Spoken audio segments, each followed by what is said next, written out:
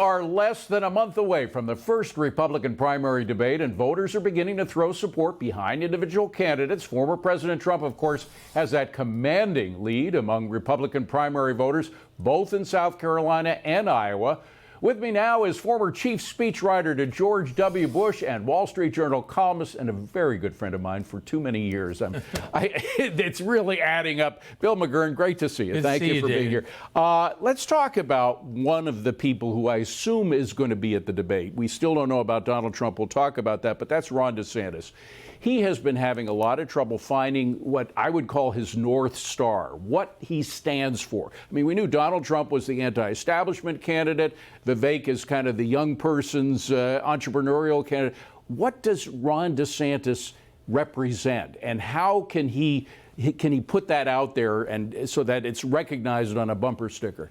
Well, I think a lot of people are focusing on his problem, saying he hasn't broken through. In fairness, no one else is moving in the polls either. Donald Trump has sucked the air out of the whole room for them, and it's not going to move. I think sometimes DeSantis, and I like DeSantis, comes across as like trying to appeal to Trump voters rather than saying what he thinks. It's almost let DeSantis be DeSantis. He has a good record. He can explain it well. Extraordinary record. And I think he should just put that out there. And I also think, you know, that it's too early to write anyone off or predict how it would go. And I think we're not going to see a dent in the Trump figures until someone goes head to head with Donald Trump in a debate or something. You know, trading insults off stage, you know, one guy says one thing in the paper, other guy responds here. It's not until they go face to face. And Donald Trump doesn't want that because he says he has a good lead. Why should he blow that? Well, DeSantis has two things. His record during the pandemic, which was extraordinary. A lot of people moved to Florida because it was a free state of Florida, and he made it that way. He made it clear that he really owns that. The other is the economy. Now, Donald Trump claims that, you know, it was a great economy before he arrived, but the fact is he certainly hasn't done anything to mess it up because businesses continue to flock there. The income tax rate is still zero, last I checked. They have all of these very low regulatory state, and businesses are just flocking there from all over the country, all over the world, really. And you compare that to New York, California, Illinois, all these Democratic states which have these, forgive me, but terrible economic policies that are driving people away. Why doesn't he focus on that? Yeah, I think he should. He has a good story to tell. I just think that in terms of Donald Trump, he has to be confronted head on if anyone's going to make a difference. Because right now, Donald Trump has his views, and most of the people are saying, I agree.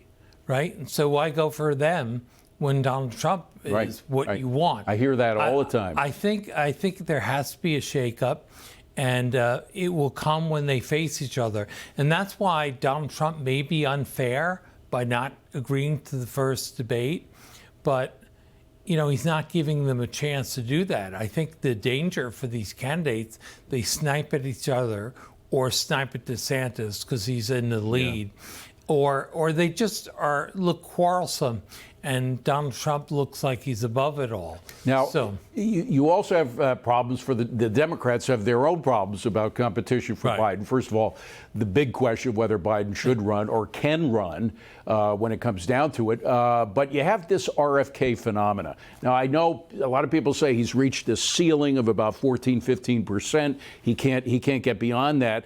But there's also the question of exactly how he's now being attacked by Democrats and by the media in general.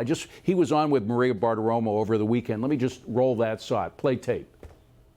I don't know whether it's through the podcast or through social media.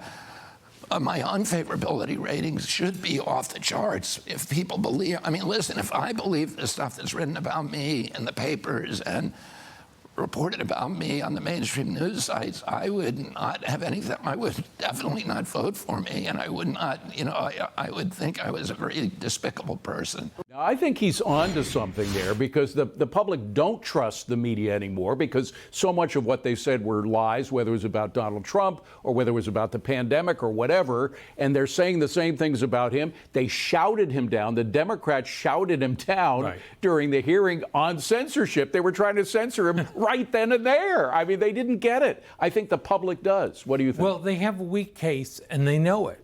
That's why they're afraid of RFK Jr. They don't think Biden is up to dispatching him on his own.